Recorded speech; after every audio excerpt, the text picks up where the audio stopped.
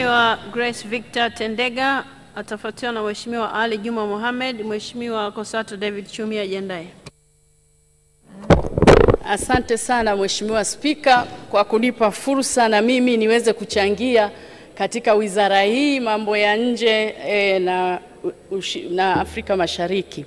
Mheshimiwa Spika, kwanza napenda kumshukuru Mwenyezi Mungu mwingi wa rehema ambaye ametuwezesha leo hii tuko mahali hapa, na kipekee kabisa napenda kumpongeza Rais wa Jamhuri ya Muungano wa Tanzania Mheshimiwa Dr. Samia Suluhu Hassan ambaye ni mwanadiplomasia namba 1 ambaye amefanya mambo makubwa. Hatumpongezi hivi hivi, ana mambo makubwa sana ambayo ameyafanya.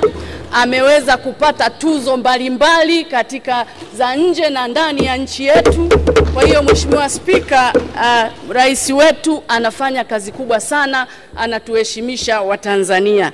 Mheshimiwa Spika, lakini licha ya hivyo Mheshimiwa Rais alileta 4R ambazo ni urithi wa kidiplomasia wa nchi yetu. Hii 4R inaweza ikatumika ndani na inaweza ikatumika nje ya nchi kwa ajili ya kuleta diplomasia kwenye nchi yetu. Mheshimiwa Spika, napenda pia kukupongeza wewe mwenyewe Mheshimiwa Spika. Hongera sana sana, umetuheshimisha kwa kuwa rais wa IPU na kwa kweli unatuwakilisha vema. Wewe ni mfano wa waheshimiwa wengi hapa ndani, lakini ndani na nje ya nchi. Hongera sana Mheshimiwa Spika kwa kazi kubwa unayoifanya. Lakini Mheshimiwa Spika, nitakuwa mchoyo wa fadhila kwa kutowapongeza waziri wa mambo ya nje na ushirikiano wa Afrika Mashariki pamoja na manaibu waziri. Mheshimiwa Spika, wizara imepata mawaziri. Waziri huyu ameweza kuleta mabadiliko makubwa sana katika wizara hii. Ameweza kufanya kazi kubwa ambayo Mheshimiwa Spika inaleta matunda makubwa katika nchi yetu. Tunaona leo tuko na mabalozi pale, lakini tuko na watu mbalimbali. Ni kazi ambayo amefanya Mheshimiwa Rais, lakini Mheshimiwa Waziri pamoja na watendaji wake, Katibu Mkuu na watendaji wote wa wizara hii, hongereni sana, mnafanya kazi kubwa sana. Hongereni kwa majukumu hayo. Mheshimiwa Spika, nchi yetu ni nchi yenye upendo. Ni nchi ambayo kwa kweli imefanya nchi nyingi za Afrika kupata uhuru. Hata yenyewe ilikuwa inataka hata isipate uhuru mapema ili nchi nyingine zile ziweze kupata uhuru. Hii tuliona toka mwanzo sisi ambao ni wa siku nyingi. Nchi yetu imefanya kazi kubwa sana ya kuweza kusaidia nchi za Afrika ziweze kupata uhuru. Ni kwa ajili ya upendo wa nchi yetu hii. Kwa hiyo nchi yetu ni nchi ambayo ina upendo mkubwa Mheshimiwa Spika.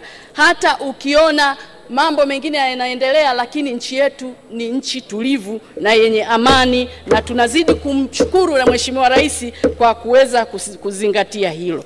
Mheshimiwa Spika, nipongeze wizara kwa kuleta sera ya mambo ya nje ambayo sera hii imezinduliwa tayari. Kwa hiyo niwaombe wizara sasa muende mkaitekeleze inavyotakiwa, muende mkafanyie kazi kama ambavyo makusudio ya sera yanavyotaka. Mikakati yake iende ikafanyiwe kazi. Niombe mzidi kufanyia kazi sera hii kwa sababu mambo yaliyomo mle yana umuhimu mkubwa kwa jamii yetu.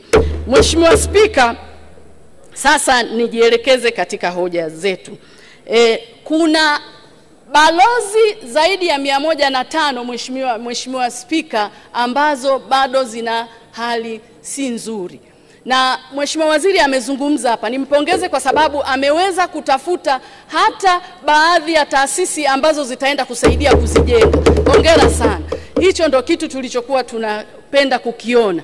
Ni jambo jema. Lakini niombe serikali, Wizara ya Fedha, iweze pia kutoa fedha hizo kwa balozi nyingine ambazo bado hazijafikiwa ili ziweze kujengwa vizuri na ziweze kuleta sura nzuri ambayo mama yetu Mama Samia anaileta kwa nchi yetu. Kwa hiyo wakienda wafadhili wanavyokuja katika nchi yetu, wakikutana au wakiwa kule kwenye nchi zao wakaona zile balozi zilivyo, wanaona kama nchi yetu iko tofauti, kwa hiyo tunaweza tukakosa manufaa mbalimbali. Kwa hiyo niombe wizara iweze kufuatilia hilo na Wizara ya Fedha iweze kutoa fedha kwa ajili ya ujenzi wa hivyo. Lakini tupongeze, mmeweza kujenga kituo cha haki za binadamu na watu ambacho kinajengwa mjini Arusha, na ni kituo kikubwa ambacho kitakwenda kufanya kazi kubwa, mahakama ya haki za binadamu na watu. Mahakama hii itaweza kusaidia sana katika utoaji wa haki katika nchi yetu kwa region nzima ya Afrika. Kwa hiyo niombe Mheshimiwa Waziri mpambane basi kituo hiki kiweze kukamilika kwa wakati, kiko vizuri na kinaenda vizuri. Mheshimiwa Spika, ninakwenda katika sasa kipengele cha diplomasia ya uchumi. Kabla ya diplomasia ya uchumi, Mheshimiwa Spika, Mheshimiwa Rais alizindua programu ya matumizi ya nishati safi ya kupikia Afrika. Hii programu ya nishati safi ya kupikia Afrika alizindua alipokuwa kwenye mkutano wa nchi wanachama uliofanyika huko Dubai. Mheshimiwa Spika, ninawapongeza kwa sababu sasa hivi mnaona jinsi nishati safi ya kupikia imekwenda katika taasisi mbalimbali Tanzania hapa. Kwenye mashule, ukienda kwa wananchi na jamii, na nia yao kubwa ni kwamba ifikapo mwaka 2034 watakwenda kufikia wananchi 80% kupata hiyo nishati safi ya kupikia. Kwa hiyo niwaombe serikali muweze kuongeza juhudi ili muweze kufikisha nia hiyo kwa hakika. Kipengele kingine, Mheshimiwa Spika, ni diplomasia ya kiuchumi. Mheshimiwa Spika, diplomasia hii ninaishauri wizara iende sambamba na kutoa elimu kwa jamii. Ninashukuru umesema kwamba mtafika mpaka ngazi za chini.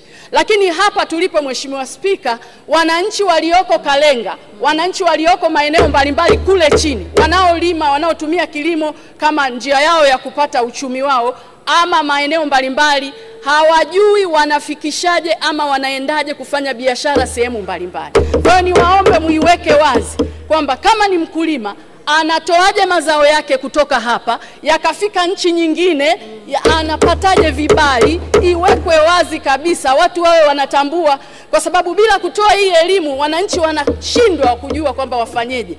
Wanakuja wanatuuliza hata sisi wabunge kwamba hivi nitafanyaje kwenda kuuza mazao yangu. Wamelima mazao ya kutosha lakini hawajui utaratibu ukoje. Lakini kuna masuala ya kodi nyingi ambayo yana discourage, ambayo yanawafanya washindwe kwenda kuuza huko.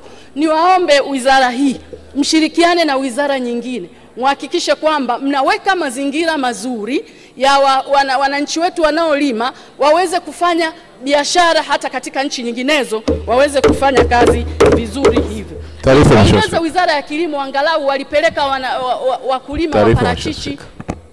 Mheshimiwa Grace Tendega, kuna taarifa kutoka kwa Mheshimiwa Festo Sanga. Asante Mheshimiwa Spika, nitumie nafasi na mchango unaozungumza Mheshimiwa mbunge. Kwa taifa kama la Burundi na Kongo, tunaona kwamba serikali kwa ushirika na CRDB Bank lakini mabalozi kule wamekuwa wakitumia fursa hii pia kuwaelimisha wa Kongo na Warundi shughuli za kiuchumi ambazo zinapelekana ndani ya taifa letu, ikiwemo biashara kati ya nchi hizi mbili tofauti tofauti. Kwa hiyo ninaunga mkono hoja kwamba ni muhimu sana wakaweka msisitizo kwenye balozi zingine kuhakikisha kwamba tunasaidia kwenye taswira ya kiuchumi kidiplomasia. Mheshimiwa Grace Tendega, unapokea taarifa hiyo? Nashukuru, naipokea taarifa hiyo. Kwa hiyo basi Tanzania nayo iweze kuiga mfano huo, kuweza kusaidia wananchi waweze kupata hiyo elimu na kuweza kufanya biashara zao wakauza nje bila vikwazo vyovyote. Nipongeza Wizara ya Kilimo ambao walichukua wakulima wetu wa parachichi wakawapeleka nchini Ujerumani, ambao walikwenda kule wakajifunza, wanapata exposure kujua kwamba kitu gani kifanyike na mambo gani yafanyike. Basi wizara hii ikishirikiana na wizara nyingine waone namna ambavyo waweza kuwachukua wawekezaji wetu baadhi wakaenda nje ya nchi wakajifunza, wakirudi wanaweza wakawekeza nje ya nchi lakini wakawekeza hata ndani ya nchi. Tunaona kwamba kuna wawekezaji wachache sana walioko nje ya nchi, lakini walioko ndani ya nchi ndio wapo. Nje ya nchi tuna wawekezaji wachache sana. Kwa hiyo wizara, tunakuomba Mheshimiwa Waziri uangalie namna ambavyo mtaona inafaa wawekezaji waweze kuziona fursa nje na waweze kuwekeza, na Watanzania wanaweza kwenda kupata fursa kule, lakini waweze pia kuwekeza zaidi na kuleta wawekezaji wengi ndani ya nchi kufanya kazi. Mheshimiwa Spika, kuna suala la diaspora. Ni wapongeze, mmeweza kuwafanyia kupata ile data na kujua, lakini niwaombe hizi data ziwe zinakuwa updated daily ili kupata kila mara tuna diaspora wangapi walioko masomoni, wangapi walioko kazini, wangapi ni wafanyabiashara, lakini pia kuangalia masuala mbalimbali ambayo mnaweza capture their economic indexes, kuona kwamba uchumi wao ukoje na utanufaisha vipi katika nchi yetu tuweze kufaidika na kunufaika nao. Kwa hiyo hilo ni jambo Mheshimiwa Spika naomba kuliweka sawa. Lakini pia Mheshimiwa Spika, kuna swala la sekta binafsi kushindwa ipasavyo kuona fursa mbalimbali, na wizara hii ndio kioo cha kuona kwamba sekta binafsi zinaona fursa mbalimbali. Kwa hiyo niwaombe muende mkawafikie sekta binafsi waweze kuziona fursa hizi na waweze kuzichukua fursa za kiuchumi, fursa za kibiashara, fursa mbalimbali hata kama za kielimu na kadhalika ziweze kutimizwa. Mheshimiwa Spika, nakushukuru, naunga mkono. Asante sana.